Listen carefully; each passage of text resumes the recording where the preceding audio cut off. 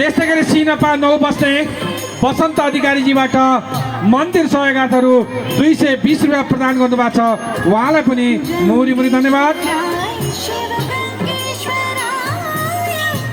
यसै गरी सिनेपा 7बाट मातृका यादवज्यूले यस मन्दिर सहयोगातहरू 1005 प्रदान गर्नुभएको छ। उहाँलाई धेरै धेरै धन्यवाद मातृका यादवज्यू। त्यसै गरी सिनेपा 9 बस्ने परशुराम बस्नेजीले मन्दिर सहयोगातहरू 105 रुपियाँ प्रदान गर्नुभएको छ। उहाँलाई पनि